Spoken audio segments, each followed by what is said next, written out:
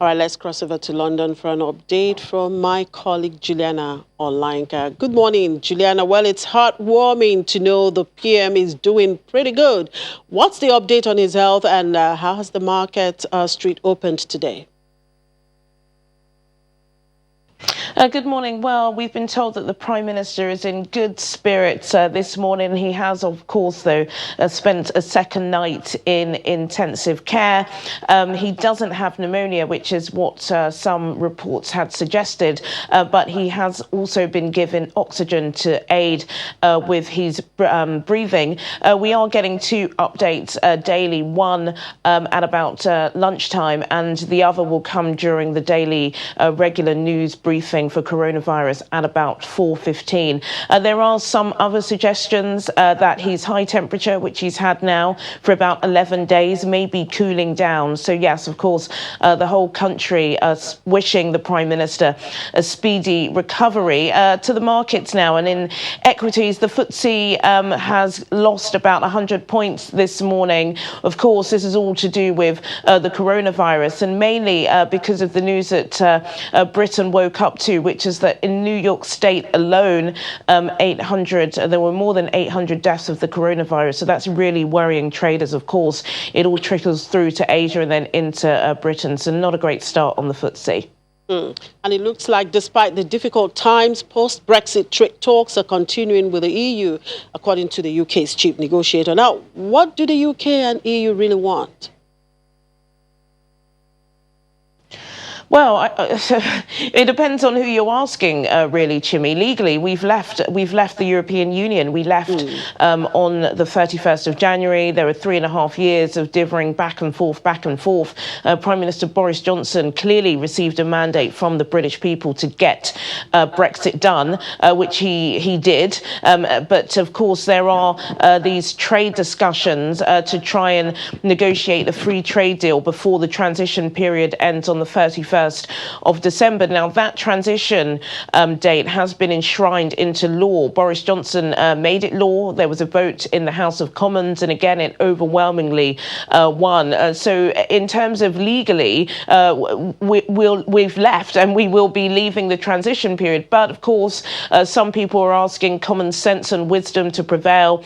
This really started with MEP ministers about 2 weeks ago. They said they think it's ridiculous that the ideology should be set aside because there's so much focus on the pandemic. And now there are whisperings, even within the government's cabinet, that perhaps this is a step too much for Britain, particularly as we're spending so much on these retention job schemes and so many other economic measures that could cost the UK 15% of its GDP. But even yesterday, Downing Street still confirmed that trade negotiations, although laboured, are still going ahead, and we will be leaving with or without a deal on the 31st of December, though don't hold me to that. And it's already estimated that UK's job retention scheme may cost, just as you mentioned, 30 to 40 billion pounds over 3 months due to the coronavirus lockdown, 3 times the size of initial estimates. There seems to be a lot of companies taking up this scheme. There are lots of companies taking up the scheme, Chimaze, and of course it's costing the government much more than they expected. When Rishi Sunak, probably been about 3 weeks now, first announced these measures, apparently they expected only 10 to 11% of businesses to go for the firm, but there's been absolutely much more than that. About 50% of businesses have asked for it.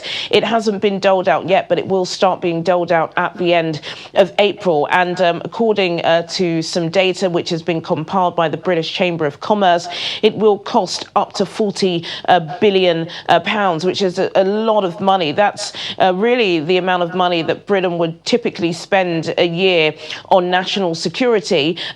So there are suggestions that this cannot go on forever.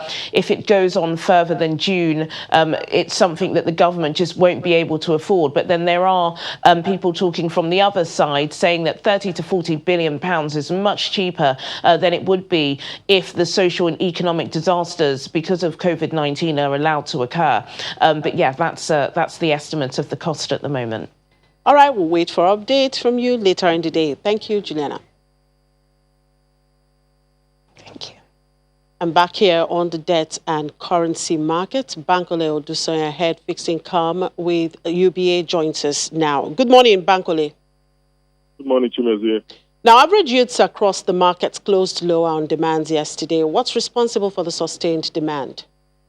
Okay, thank you.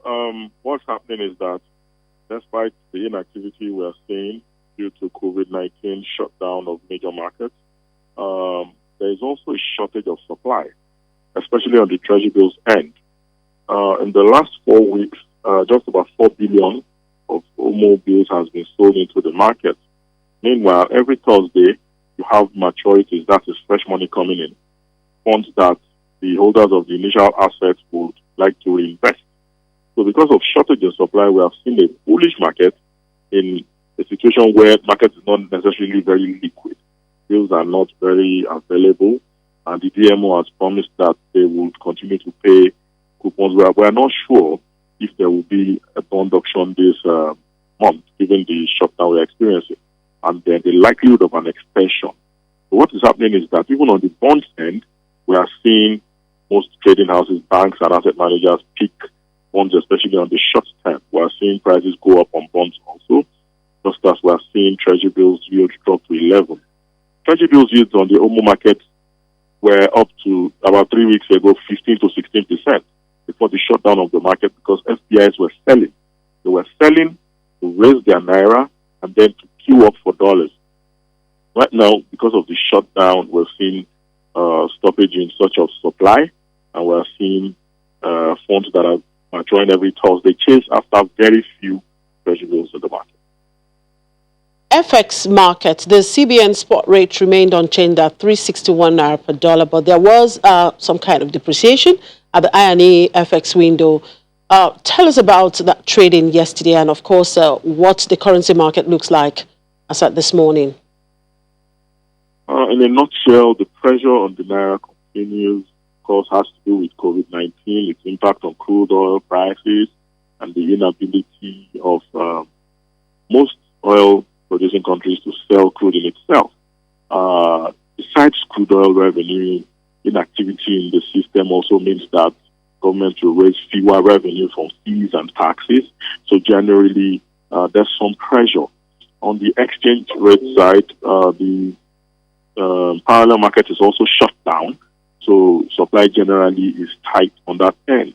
The CBN, however, will continue to intervene as they have promised, even though they are also working, on skeletal basis. We expect that when the shutdown is lifted, we expect that they would have had more of a stockpile to sell, that is to the parallel market, and even at the INE window, where seems to be more demand than supply at the moment.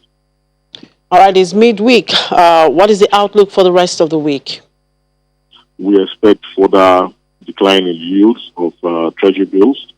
The next treasury bills to be sold by the DMO will be in another week, and then the major highlight for this month is this month's bond auction, which may not happen, and then that's putting some demand pressure on the bonds in the secondary market.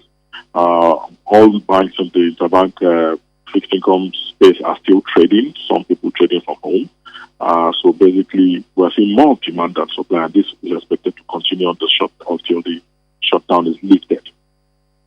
All right, thank you very much for your time, Bankole Odusanya, head fixed income UBA. And that's a wrap on the program. Thank you for watching. I'm Chimezie Ubi Iwagu.